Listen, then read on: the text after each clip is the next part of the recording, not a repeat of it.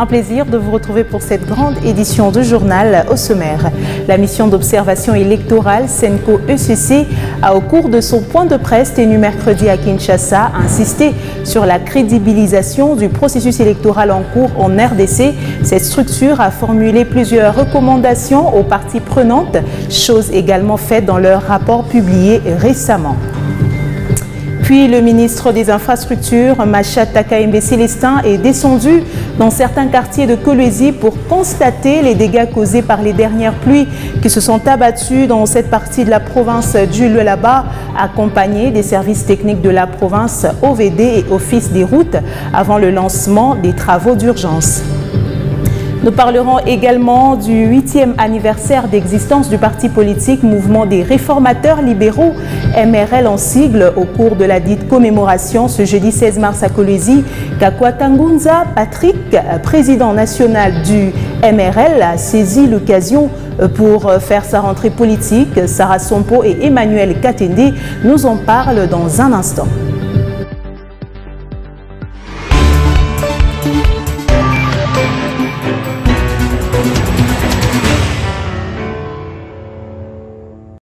Mesdames, Messieurs, vous êtes les bienvenus. Kinshasa et Londres envisagent de renforcer davantage les relations diplomatiques et de coopération bilatérale entre les deux capitales. Christophe Lutundula à Pala a discuté ce jeudi sur les possibilités de renforcer leurs liens. L'ambassadeur britannique en RDC, Emily Maltman, l'a confirmé au vice-premier ministre, ministre des Affaires étrangères, lors de l'audience lui accordée. Et face à la situation d'insécurité dans la partie est de la RDC, la diplomate britannique a renseigné que son royaume encourage les efforts de restauration de la paix et de la stabilité des zones à conflit pour un développement harmonieux de la République démocratique du Congo. J'ai rencontré son Excellence le vice-premier ministre et ministre des Affaires étrangères pour parler de nos relations bilatérales. Globalement, on a parlé de la commerce et ce qu'on veut améliorer ou approfondir en tant que relation bilatérale sur la commerce et comment traiter cela plus formellement entre les deux pays. Et aussi, nous avons discuté ce qu'on fait en tant que partenariat en général avec l'aide au développement, notre contribution à la stabilité, la prospérité. Donc c'était un échange sur tous les sujets actuels du jour, comment approfondir et continuer une collaboration étroite dans les intérêts des deux pays. Oui, la situation à l'Est est très grave et nous suivons prochement, surtout d'ici de notre ambassade, la situation. C'est clair, nous condamnons tous les groupes armés qui utilisent la violence. Ça doit s'arrêter. Il y a l'accord de Luanda qui a été fait par les pays régionaux et ce que nous souhaitons, c'est de voir la mise en œuvre de cet accord dès que possible. Mais utile pour trouver un paix durable dans ce pays. Donc c'est en examen, mais la réalité c'est une question de mettre tous les efforts dans le processus du Luanda, le dialogue que nous pensons ça peut permettre la réalisation de la paix durable dans ce pays que nous souhaitons tous. Parlant de l'évolution du processus électoral en cours, la mission d'observation électorale SENCO-ECC a, au cours de son point de presse tenu mercredi à Kinshasa, insisté sur la crédibilisation du dit processus électoral. Dans leur rapport publié récemment, cette structure de ces deux confessions religieuses a formulé plusieurs recommandations aux parties prenantes. Si pour le gouvernement, elle a appelé au respect du plan de décaissement des fonds destinés aux opérations électorales, aux cours et tribunaux de sanctionner tous les délinquants impliqués dans la problématique des matériels sensibles, à la CENI de clarifier la question des inscriptions non retrouvées sur terrain et aux Congolais de s'approprier le dit processus. Identification et enrôlement des électeurs, la mission d'observation électorale SENCO-ECC s'est de nouveau exprimée sur l'évolution du processus électoral en cours. Dans le rapport publié le 15 mars dernier, les observateurs électoraux de ces deux confessions religieuses ont constaté les points forts et faibles dans la zone opérationnelle A. La mission a par après formulé des recommandations au gouvernement congolais. Elle insiste sur le financement du processus électoral ainsi que sa sécurité. Décaisser régulièrement les fonds destinés aux opérations électorales, et cela conformément au plan de décaissement convenu avec la CENI. Renforcer la sécurité dans les zones de conflit.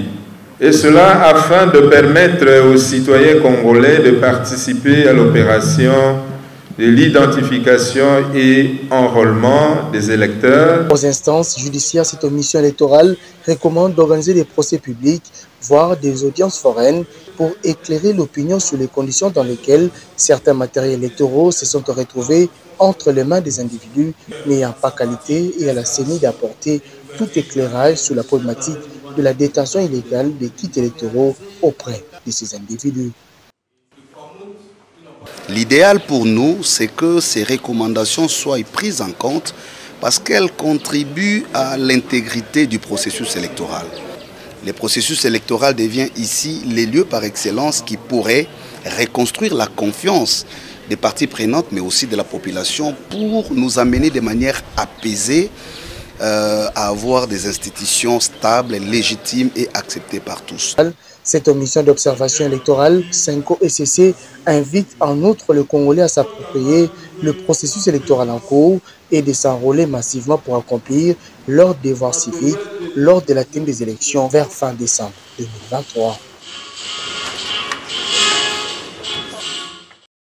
Quittons la capitale RD congolaise, la société civile de Béni dans le Nord Kivu a suggéré ce mercredi 15 mars au FRDC de collaborer avec la MONUSCO pour juguler l'insécurité dans ce coin du pays. Elle a fait cette recommandation au cours d'un échange entre les acteurs de la société civile et la mission onusienne à Béni. Plus de détails, c'est dans ce récit d'Olivier Cavound.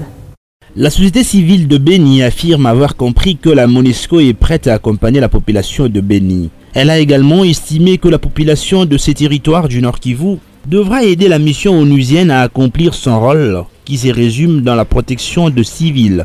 Selon elle, l'armée nationale devra tout mettre en œuvre pour restaurer la paix à Béni. Elle a aussi rappelé que la responsabilité de la sécurisation de la population revient au gouvernement, dont les moyens doivent être mis à la disposition de nos FARDC.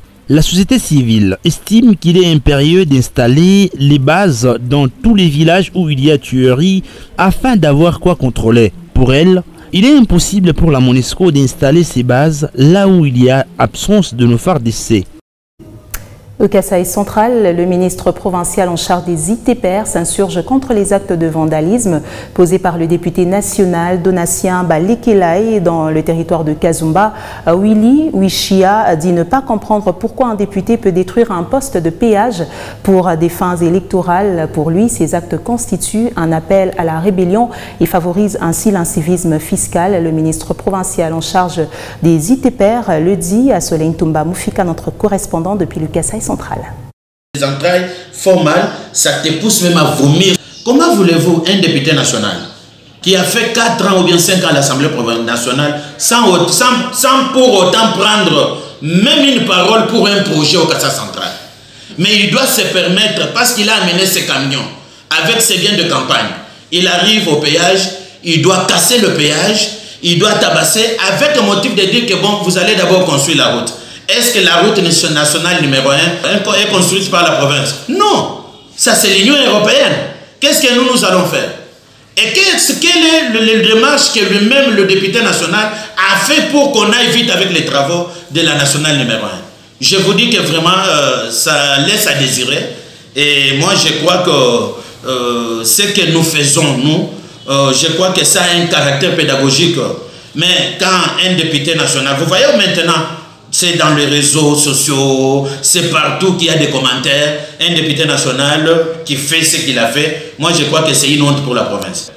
Au niveau du péage Mbote hier, le véhicule de la Caritas a tamponné les agents au niveau du péage parce qu'on a demandé au chauffeur de stationner. Il a tamponné et au moment où je te parle, je vais vous envoyer les images, il y a un agent qui a été fracturé.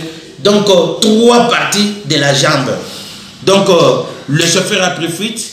Heureusement qu'il a été intercepté au péage de Louloua et que le véhicule se trouverait maintenant au niveau de Pesser et lui est gardé au niveau de la police pour des enquêtes et la prise en charge de celui qu'on attend. Parlant des dernières pluies dans la province du Lualaba, d'énormes dégâts ont été enregistrés. Le territoire de Muchacha, plus précisément au quartier Jolicite, Cinquantenaire et la cellule Ewabura sont les coins les plus impactés. La population a lancé à cet effet un cri de détresse à l'autorité provinciale Grace Kalong.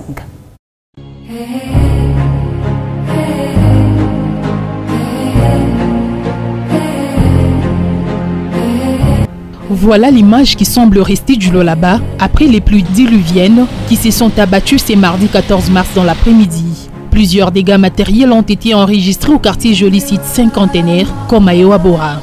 Maisons détruites, clôtures emportées et des routes coupées de part et d'autre. Une désolation pour la population qui, au lendemain de cette catastrophe, tente de réparer les dégâts avec le moyen du bord. Bâches et pioches à la main, deux sacs de raffia remplis de sable. Hélas, ces efforts paraissent inefficaces au regard du sinistre.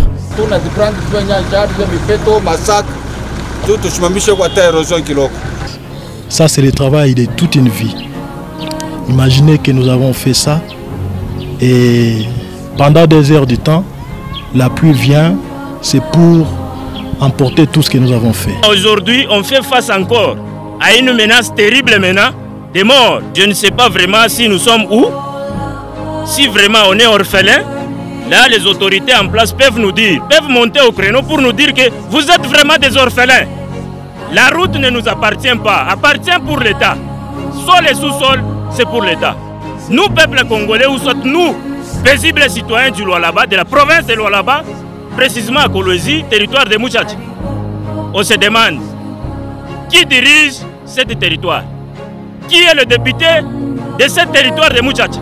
Entre-temps, certains se sont retrouvés obligés de passer nuit à la Belle Étoile et ce matin, ils visitent déjà les lieux pour éviter le pire.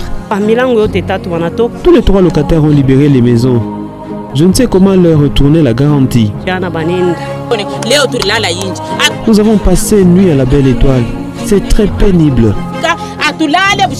Malgré cette situation calamiteuse, certaines victimes s'interrogent sur l'indifférence des autorités locales, d'où cette expression de colère.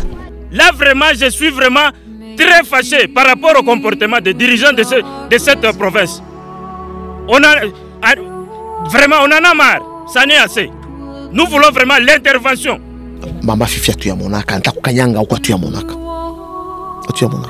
Cher peuple congolais, citoyens paisibles du territoire de Muchacha, veuillez choisir le dirigeant et aussi les avocats du peuple dignes et capables. Et non pas les gens qui font des dons, les donateurs, les gens qui viennent avec des pagnes et autres là. Des polos. On en a marre des polos. On en a marre vraiment de pagnes. Alors, je suis tout l'ombako, Maman Fifi, hein? Nous demandons à Maman Fifi de bien vouloir descendre sur le terrain pour qu'elle puisse palper du doigt la réalité.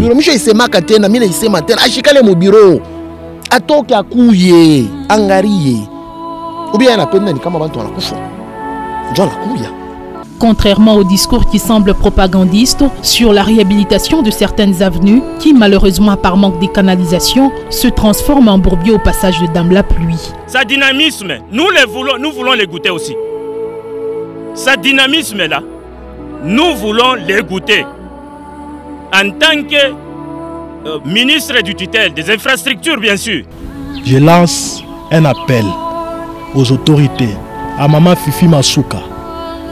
Si, avec un cœur d'une autorité comme maman, si elle peut vite venir intervenir, sinon, ce que nous avons fait va partir comme ça. Dynamique ou pas à ton Katari, à chaque ouïa. Le dynamique, tu me dis, dynamique. Où serait le dynamisme du ministre des Infrastructures? Ils ont flatté Mouyège en l'appelant Papa Solution, alors qu'ils étaient en train de bouffer l'argent. Aujourd'hui, c'est Fifi qu'on appelle Maman Béton. Et Maman Béton, mais le gouvernement a boulé. On fait sur le terrain, Wangari. D'autres Kabouré, mandat prochaine, ni tout Kabouri. Construire sans terminer, c'est détruire. Cette situation donne sens à ces principes car ces dégâts enregistrés sont vraisemblablement la conséquence de l'arrêt de certains travaux amorcés par le gouvernement provincial. Pendant 2 heures du temps, vous pouvez constater la route a été complètement détruite. Donc, ce qui nous dérange, c'est quoi? Les ingénieurs qui ont construit la route où se trouve Campiaboma, les latérites, mais ils n'ont pas canalisé. Maintenant, tout cette eau qui provient de l'autre côté, les 2 avenues, ça vient maintenant, ça finit sur notre avenue ici. Au regard du risque à prendre, c'est avec peur au ventre que cette population passera les prochaines nuits. Puis, les victimes de Dame, la plus précisément dans le quartier Jolicite et Cinquantenaire, étaient à l'Assemblée provinciale du Lualaba. Elles ont été reçues par l'honorable Jean-Marie Kasséa, à qui tout le drame a été raconté, avec pour cause notamment le manque de canalisation. L'élu du peuple leur a donné des orientations quant à être remis dans leurs droits. Suivez ce reportage de la cellule de communication de l'Assemblée provinciale du Lualaba. 24 heures après avoir été sur terrain pour constater les dégâts liés par les érosions causées par les pluies diluviennes sur la ville de Kolwezi, précisément au quartier Jolicite Cinquantenaire, l'honorable Jean-Marie Kasséa a reçu à l'Assemblée provinciale du Lualaba ce jeudi 16 mars 2023 les victimes de cette catastrophe. Ils ont cependant vu leurs maisons être emportées, certaines autres être fragilisées. Voilà pourquoi ils ont tenu à présenter leurs doléances avec des hypothèses sur les causes liées à ces phénomènes. La plupart d'entre eux évoquent la mauvaise canalisation des eaux des pluies. Ils avaient envoyé une entreprise pour creuser les canalisations sur l'avenue de Oda Kapenda. Comme ce n'était pas construit, voilà avec la pluie les dégâts qu'on a aujourd'hui.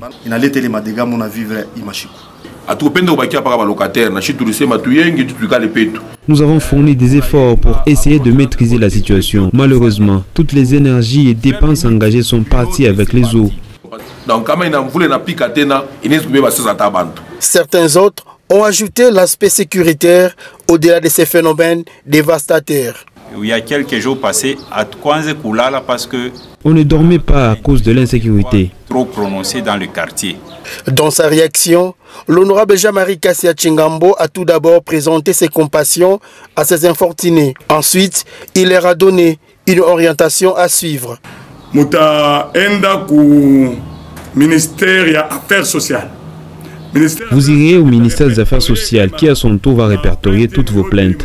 Le gouvernement provincial doit s'assumer. Ça me fait mal de constater également que vous avez perdu beaucoup de choses après autant de sacrifices. Je me mets à votre place, ça me fait très mal. Une étude en amont et en aval pour une bonne canalisation afin d'éviter pareils dégâts à l'avenir s'avère important. Frappant à la porte de la représentation provinciale du Lualaba, ils ne se sont pas trompés d'adresse. Restons sur ce même chapitre, le ministre des Infrastructures, ingénieur Machataka Mbe Célestin, a fait le constat sur les lieux avec les services techniques de la province, OVD et Office des routes avant le lancement des travaux d'urgence financés par le gouvernement Masuka dans les sites menacés par les têtes d'érosion. Suivez.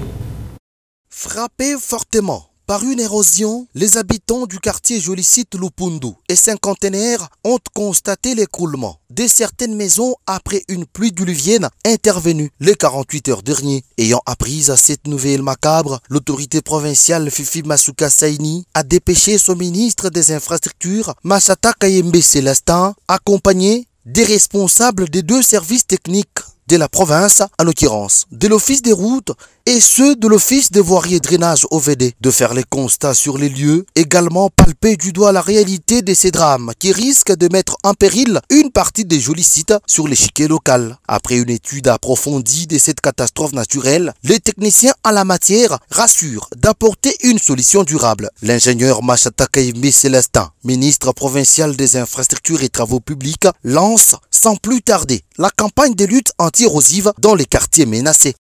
Maman gouverneur a instruit ya kusema tubebe ma structure yetu provinciale.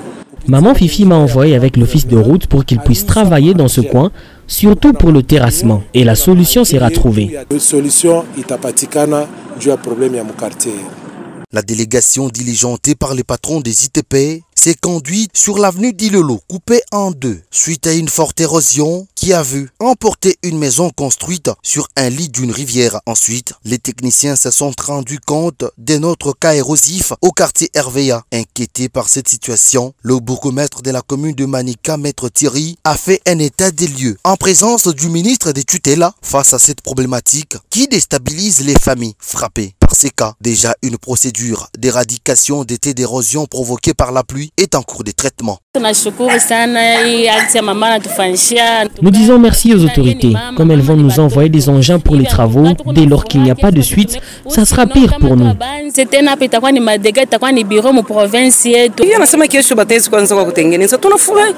Comme ils ont annoncé le début des travaux, nous sommes contents. Sinon, on risque de perdre nos maisons. Pour lutter contre les érosions à Kolwezi, apprenons à mieux orienter les eaux dans nos parcelles après chaque tombée de la pluie. Ici est de rappeler tout de même que l'érosion est une catastrophe naturelle.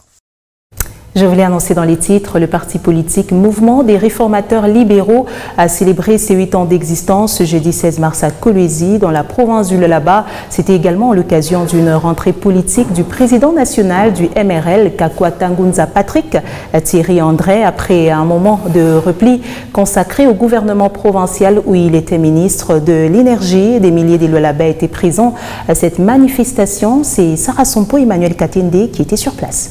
Le membre du parti politique Mouvement des réformateurs libéraux MRL, venus des différentes provinces de la RDC, ont commémoré avec le président national Kakwata Ngunza Patrick Thierry André, 8 ans d'existence de cette formation politique.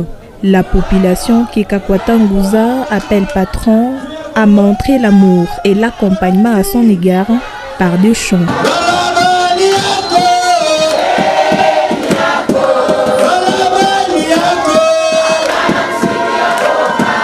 Le président national du MRL s'est félicité d'être le numéro 1 de ses partis et a souligné que son combat est de voir la population vivre en toute quiétude avant d'annoncer sa rentrée politique après un long moment de repli suite aux tâches qu'il a assumées au sein du gouvernement provincial comme ministre de l'énergie, hydrocarbures, transport et voies de communication. Ça kulifuata démission yangu ya kutoka ku gouvernement. Wakati nina demisioni ndio bishonekana sema na kimbililia kiposte ya president. Mina chambele camarade alikuwa na maprogramu yake anabasha kutracer en fonction ya parti politique. Na mimi fale mbele nikale nifuate namna gani tutafanya retour pa kichi kile nilikuwa nacho zamani. Soucié du bien-être de la population, l'honorable Kakwata Ngunza a promis de s'impliquer pour la baisse du prix de la farine de maïs qui préoccupe plus d'un Lualabé.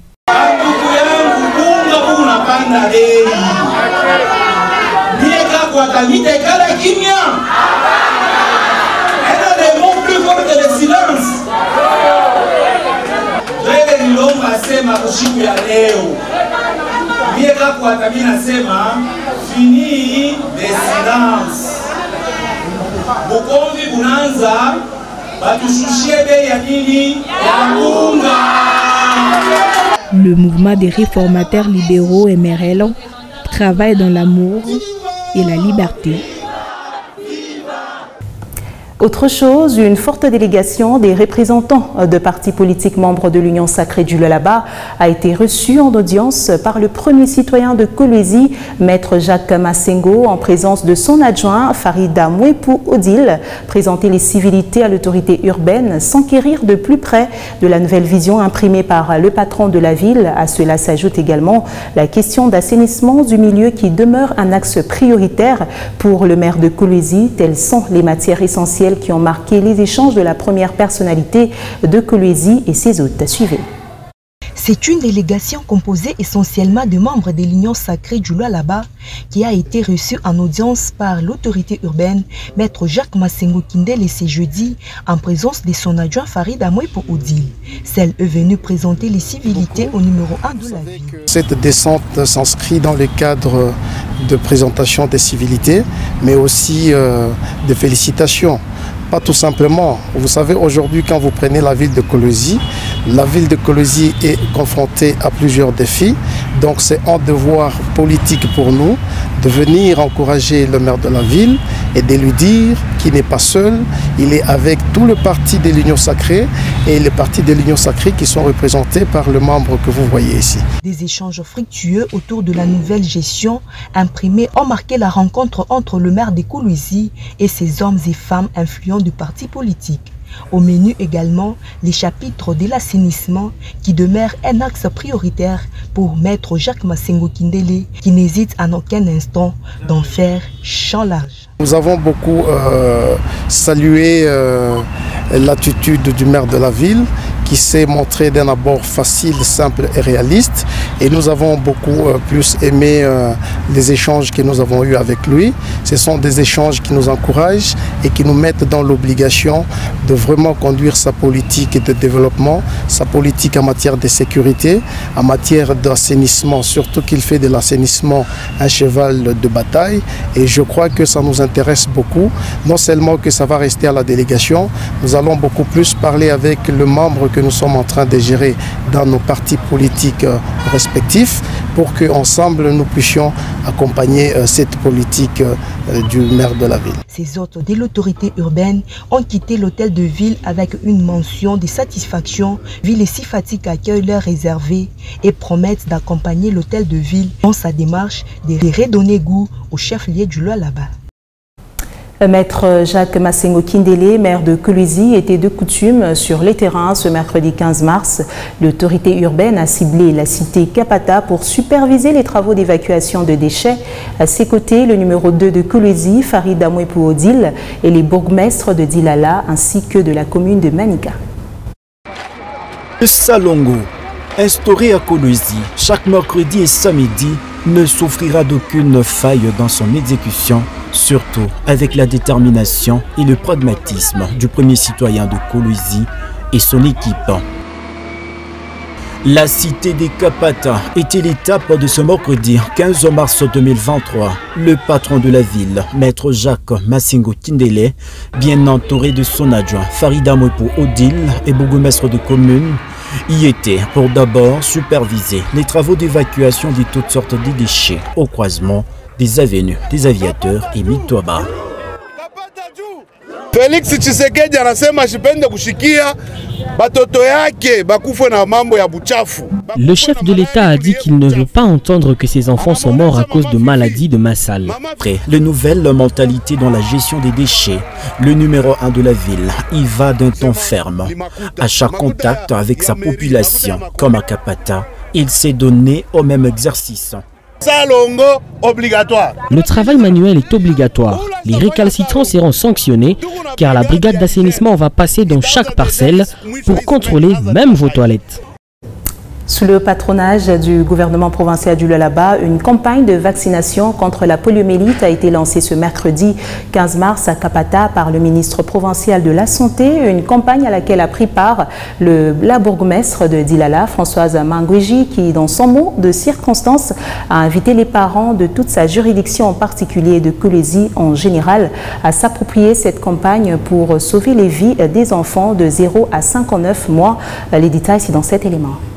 Françoise Mangouji, bourgmestre de la commune de Dilala, a pris part au lancement de la campagne de vaccination contre la poliomyélite pour les enfants de 0 à 59 mois. Présidée par le ministre provincial de la Santé, en présence de partenaires financiers et techniques, la cérémonie s'est déroulée au quartier Kapata où des invités de marque, notamment les directeurs provinciaux de la Santé et celui du programme élargi de vaccination. Prenant la parole, Françoise Mangouji, bourgmestre de la commune de Dilala, a souhaité la bienvenue à tous les participants, tout en invitant le parent à faire massivement vacciner leurs enfants pour lutter contre cette maladie. J'invite le parent, tuteur, responsable des enseignants et tous ceux qui ont une responsabilité sur nos enfants à profiter de cette opportunité pour éradiquer ces fameux fléaux. Espérant Mouzakam, ministre provincial de la Santé, a adressé le tableau de cette maladie depuis 2015 en Afrique et en RDC.